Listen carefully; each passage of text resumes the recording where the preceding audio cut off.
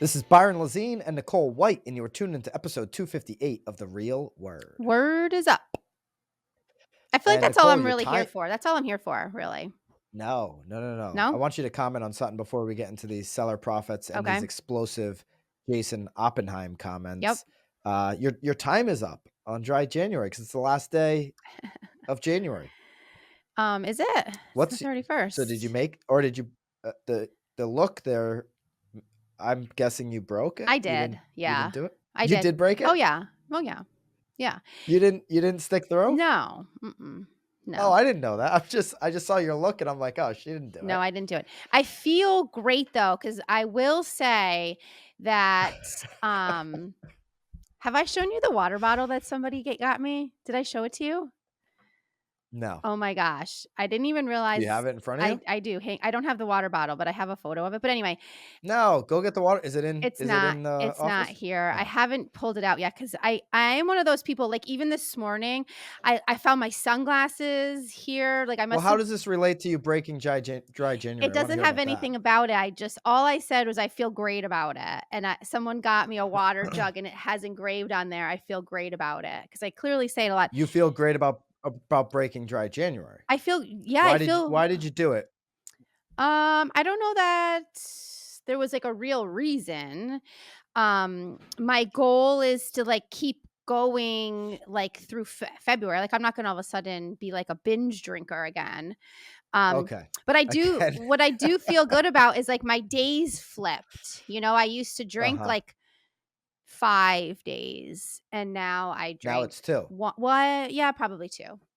My goal would just be Well, how long 1. have you been back on the sauce? I think I broke it on, like, the 20th. So not long Not t ago, so like, just last week. okay. I think it was the Giants Alright. game. It was like a night game. Was it a Saturday night Oh, that was pretty game? depressing. It That was was a very depressing depressing, but game. it was like it's Saturday night game. It's at like 6:30. Like, it felt right. Okay, so you ended it. Alright, how do you feel about the first month of the real estate before we get into these topics? I January's over. You failed on dry January, but how about the I market? What didn't do you fail. I feel like I succeeded. well, you quit on it. I didn't quit. Jesus, You stopped doing it. this is why I didn't proclaim it anywhere, because Okay. they're great steps. So this first month of January has been wild. It's been great. But Feeling good about it. I feel a lot better about it than I feel like I was feeling the year was going to be in December, for sure.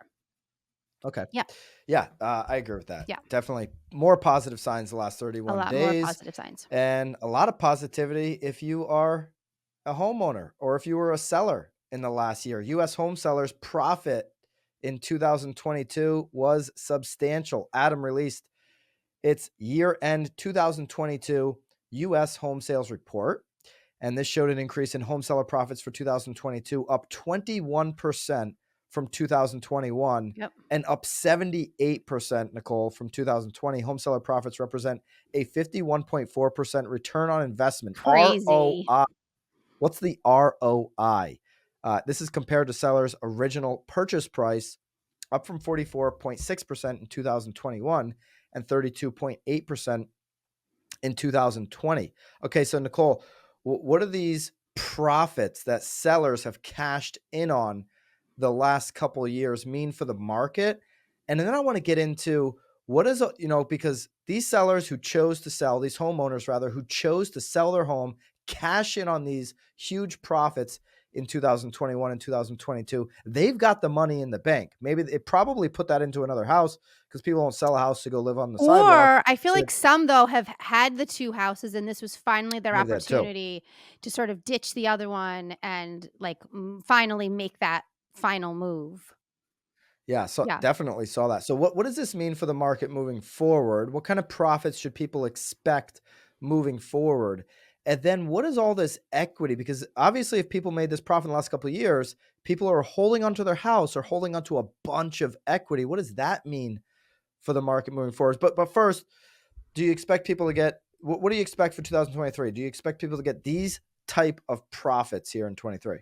I think that probably like the first yeah, actually, I think that there still will be a decent amount of profit, especially in our area. I mean, it's hard for me to speak outside of like the Connecticut space, because I mean, we haven't even seen anybody making a dollar since what, 2007, 2006. I mean, And these have and been nationally, Nicole, that these profit margins reached their highest level since 2008. yeah, well, and again, it makes sense, but again, in our area particularly, like, people that are even selling their houses now that bought in 2020 are still able to walk away with money in their pockets, where in the past, if someone was ever gonna be selling in 2 years, you kind of always had to have that conversation up front that, like, they would be losing. So, I still think that this market is still strong. Again, I know we talk about it every week and all the time with our agents. Lack of inventory is certainly driving that up.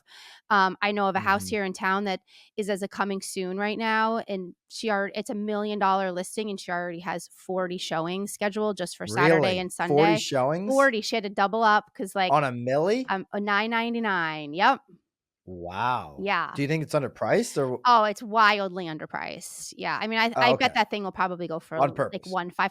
I don't know if it was on purpose. I don't know if that's how if Calling this agent out. I don't wanna call her out. I was a little surprised by Well, the you kinda number, did. but I'll be honest, it's not a terrible strategy. I'd rather be picking from Yeah. 40 buyers than from 2. But again, But in it's very listen, in that exciting. market, It's crazy. that's a as Tom Toole likes to say, that's a meat and potatoes, well, not a meat and potatoes market, you know, but it's closer to a meat and potato median price point market than it is a luxury market. So, $1 million home having 40 showings on 40. a coming soon, that's It's not crazy even for going on that. the market until this Saturday. Yeah, I think she put it on the coming soon yesterday. So I reached out to her because I have a buyer, and I'm like, "Hey, you think it'll be around like till Thursday?" Because my folks are in London, and she's like, "I already have 40 showings scheduled for Saturday and Sunday, so Hmm. we're gonna have to make some." International Nicole White. Yeah, I agree with you here that people in 2023 are going to continue to cash in yeah, on substantial profits, even if 2022 was the peak, like Rich Sharga, Executive Vice President of Market Intelligence at Adams, says. He's quoted in here in the BAM article as saying, it seems pretty likely that home seller profits peaked for this cycle in 2022. Median prices have declined on a monthly basis since mortgage rates doubled between January and October and are likely to decline further in many markets across the country in 2023, reducing profitability for home sellers. Okay, well, if they peaked in 2022, we're on the backside of that peak, so we're still near peak prices. I think 2023 is still going to bring profits to a lot of homeowners who decide to sell, especially in quarter one, quarter two. yep. If I'm selling, to me, my Now, strategy is how do I get it on now? now, I'm not waiting for the historic Super Bowl thing no. there, Well, Nicole. that's You like to that's say in I'm like doing it 10 right days now. anyway, but it's Yeah, now, I'll get out before now. before that date Yeah. if I'm a seller. So in the article, in the BAM article, there's a chart. You can pop that up that shows these historical home seller gains and return on investment. And so it's been on an uptick, Nicole, since 2014, right? 2013 was the last negative year, and then 2014 until 2022, Yeah. it's just been steadily increasing. 2021, 2022, a little bit more substantial. Good bar graph Great there bar graph. for You love somebody your who bar graphs. wants to. Yeah, I love them. Love them. But somebody who wants to have the conversation on, how much return on investment they're going to get, or still, I think homes are shelter, and so you probably shouldn't think of it that way. But if you're going to have that conversation with a seller, and they want to understand, like, hey, am I going to be making a whole bunch of money? Well, you're probably on the backside of this peak here, but you're close to this 2022 But profit it's number. still an increase at the end of the day. It's But still at some point, that number can go down, like we see here, right. in those 2008 to 2013 numbers on the chart. So, raw profits and ROI have been on an upward trend for 11 consecutive years, climbing again in 2022 as national median home prices rose 10% to 330. Okay, Nicole, Yeah. everybody's got all this equity in their house Okay. right now. Mhm. And what do you think that does long term here? It What do you think like about how do you think about that with the market? Do you just think we're going to have a lot of low sale years here in the next couple of years, flat years with prices, like everybody's sitting on all this equity? Does it kind of or do you think people, we're going to talk about something in the left, middle, right. okay. Do you think people start pulling equity out like they did back in, or do you think the 6% rates stop them from doing that? I'm throwing a lot of stuff here against the It's wall, it but I'm just like, well, I think it's that like a this good conversation. well, that's just it. I mean, I think we're gonna be just throwing things against the wall. I don't know that we'll necessarily know yet, but I do think we'll definitely see a decline in sales for sure. I think that I think people will be pulling it out. I'm not so certain that people will be pulling it out for the right reasons. Obviously, if they're not comfortable being an investor where they're not pulling out their equity to sort of buy other properties, um, I don't know, but I definitely see there being a huge decline in units for sure. Mhm. I think that people are scared. Like we've always talked about that Cold War. I think people are also afraid to sell because then they have to buy. So obviously, even though it's a positive that they are going to be cashing out on this money, they then have to buy, in this market as well. I think the ones obviously that like we said earlier, that really made out well is if they have another house that was sort of their primary home. Or I had a lot of people this past 2 years that, were selling here because they just couldn't sell it for a number that they wanted to, but they had a house elsewhere. So, again, Yeah. I think we're They gonna didn't have to buy.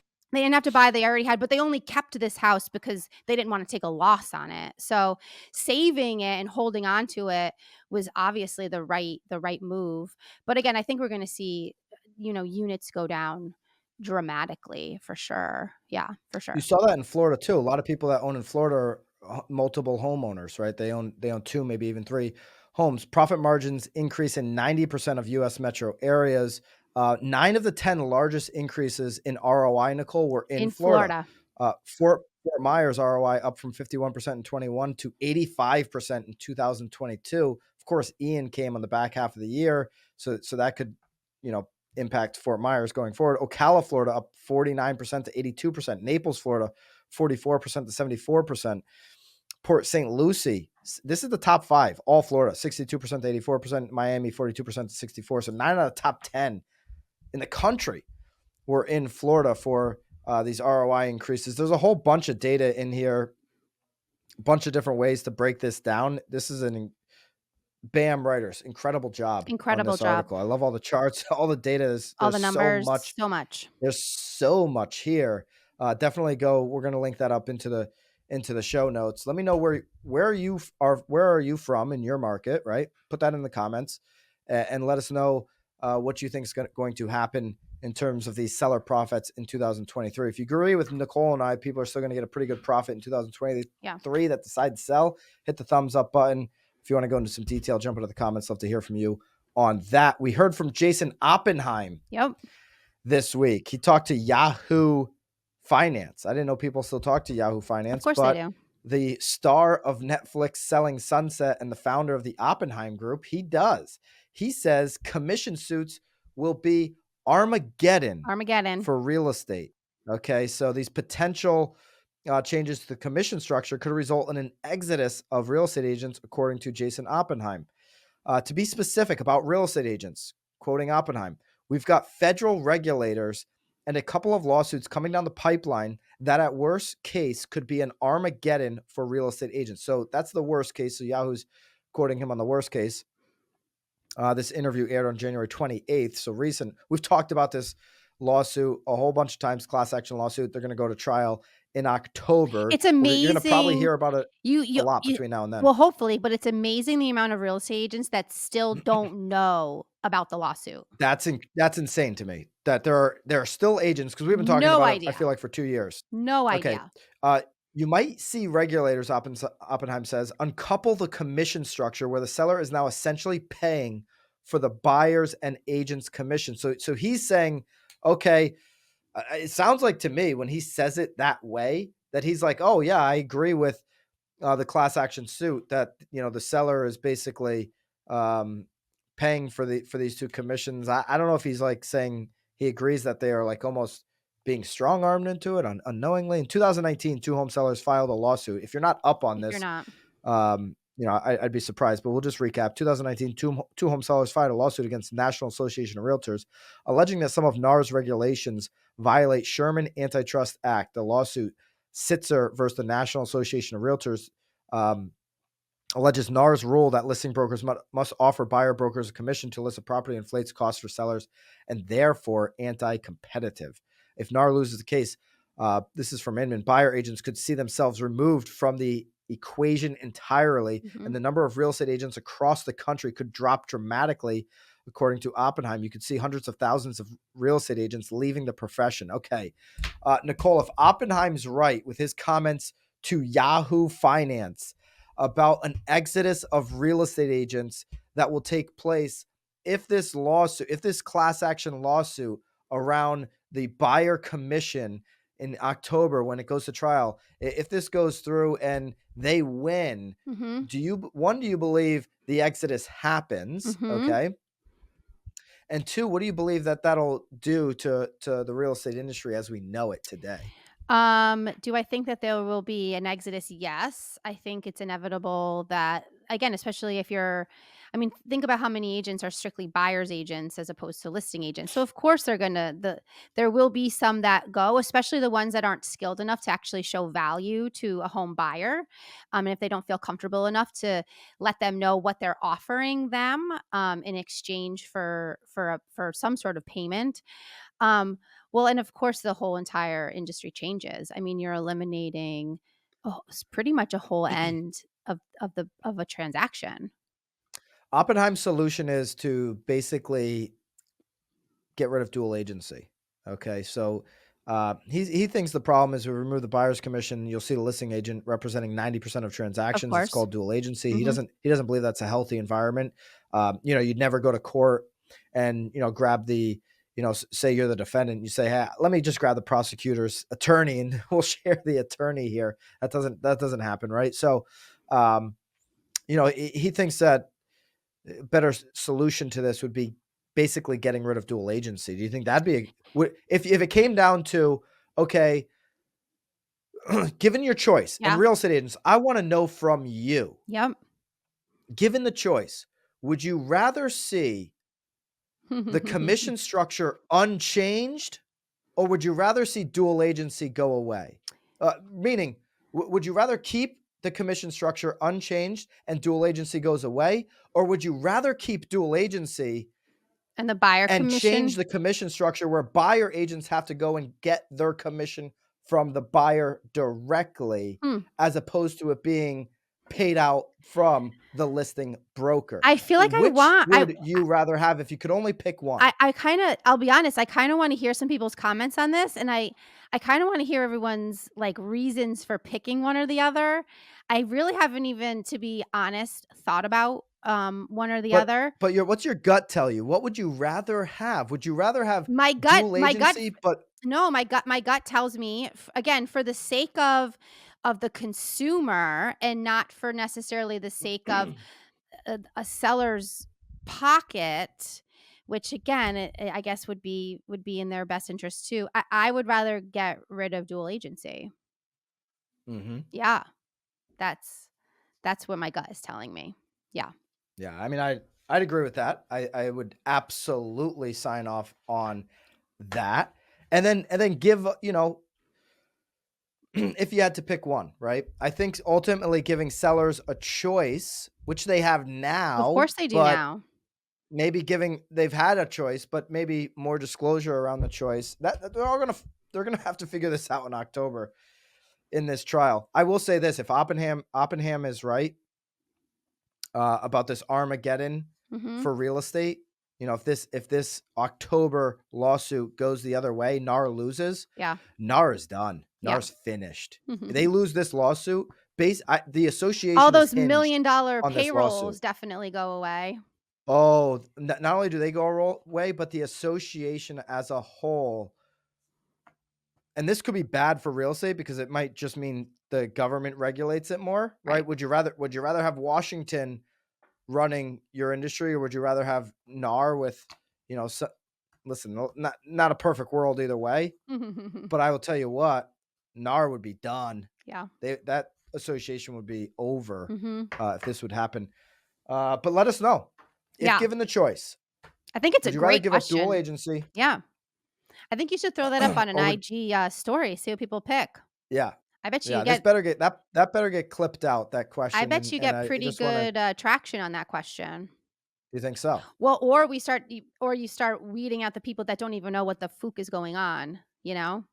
Well, if you don't know what some of these words that we're talking about right now and you're in real estate, time to maybe spend 2 hours a night studying Right. just all the all what's going on in your industry, right? So that you're not just working for Zillow someday opening doors. Okay.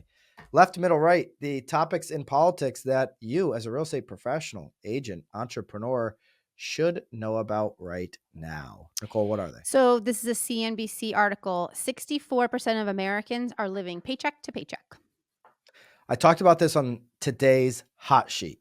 Okay, so if you want a little deeper look, go under the live tab on Now Bam YouTube and check out today, January 31st, hot sheet. Nicole, this concerns me. I will say that. I talked about more of my concerns on the hot sheet, but here's what I really want to get across to agents on the real word about this number in particular. We can't go at our consumers and talk to them about things that don't address their most common fear. Okay. Meaning, hey, interest rates are down to 6% without addressing the basics first. What can they afford on a month to month basis for their shelter? Right now, they're affording something, Nicole. It's Mhm. called their rent, right? 2 out of 3 Americans are living paycheck to paycheck. So unless as agents we start at the basic of what number per month per your finances and having a buffer and all of the, all the things that like Dave Ramsey talks about, what can you afford month to month? Let's figure out that number and then let's start getting into, hey, you're going to be here 7 to 10 years, then it makes sense to buy if we can hit that number Right. on a mortgage payment. Yep. If you're going to be here 1-3 years, you should be renting, right? And rents are coming down a little bit across the country. So listen, people are fearful, more Americans than ever. This number, 64% of Americans living paycheck to paycheck, just tied the peak of March 2020 when we hit the peak before COVID. And obviously that number came down with all that free money. But people are fearful right now. And if we don't address those fears as real estate agents, we're going to have a really hard time building trust and rapport.